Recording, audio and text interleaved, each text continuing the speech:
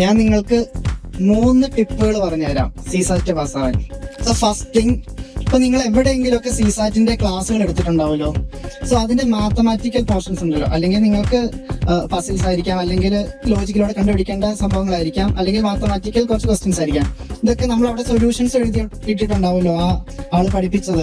അത് നിങ്ങൾ റിപ്പീറ്റഡ്ലി ചെയ്ത് നോക്കുക. സോ ഇത് ചെയ്ത് നിങ്ങളുടെ മസിൽ മെമ്മറിയിലേക്ക് ഈ ക്വസ്റ്റ്യൻസ് സോൾവ് ചെയ്യുന്ന ഒരു വഴി കിട്ടും. അത് നിങ്ങളെ ഒരുപാട് ഹെൽപ്പ് ചെയ്യും.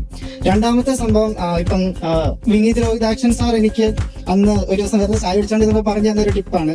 സോ ഇറ്റ്സ് ബേസിക്കലി ഒരു ഹാഫ് ആൻ അവറിൽ 10 ക്വസ്റ്റ്യൻ അല്ലെ 12 ക്വസ്റ്റ്യൻ ചെയ്യും എന്നുള്ളത് ഒരു പ്ലഡ്ജ് ആക്കി എടുത്തിട്ട് ചെയ്ത് നോക്കുക. ഒരു അരമണിക്കൂറിൽ 10 to 12 ക്വസ്റ്റ്യൻ ചെയ്തു എന്ന് ഉറപ്പുവരുത്തുക. അടുത്ത ഹാഫ് ആൻ അവറിൽ നിങ്ങൾ അത് കുറഞ്ഞു പോയിട്ടുണ്ടെങ്കിൽ അടുത്ത ഹാഫ് ആൻ അവറിൽ അത് കോമ്പൻസേറ്റ് ചെയ്യാം.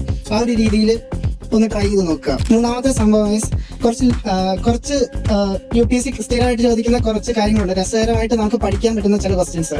ഇപ്പൊ ഒരു ഡൈസിന്റെ ക്വസ്റ്റ്യന്, അല്ലെങ്കിൽ ഇപ്പം കലണ്ടറിന്റെ ക്വസ്റ്റ്യൻസ് ഉണ്ട്. ഇതൊക്കെ നിങ്ങൾ മേ ബി കലണ്ടർ നിങ്ങളുടെ ബർത്ത്ഡേയുടെ എക്സാമ്പിളിൽ ചുമ്മാ പഠിച്ചു വെക്കുക, ഇടയ്ക്ക് ചുമ്മാ ചെയ്ത് നോക്കുക. സോ നിങ്ങളുടെ ബർത്ത്ഡേ ഡേ എന്നാ നിങ്ങൾ ഓർത്തിരിക്കുമല്ലോ. സോ നിങ്ങൾക്ക് അത് ഇടയ്ക്ക് ചുമ്മാ ട്രൈ ചെയ്ത് നോക്കി കഴിഞ്ഞാൽ മേ ബി അതിൽ നിന്ന് വരുന്ന ഒരു ക്വസ്റ്റ്യൻ കിട്ടിക്കഴിഞ്ഞാൽ എന്താണ്, നിങ്ങൾ എഫേർട്ട് കുറച്ചിട്ടാൽ മതി, പക്ഷെ നിങ്ങൾക്ക് എന്ത് കിട്ടും, റിട്ടേൺ കിട്ടും. സോ ഈ 3 ടിപ്പുകൾ എനിക്ക് പറഞ്ഞു തരാനുള്ളത്. നിങ്ങൾ ഇതെല്ലാം സീരീസിൽ ടെസ്റ്റ് ചെയ്യുക.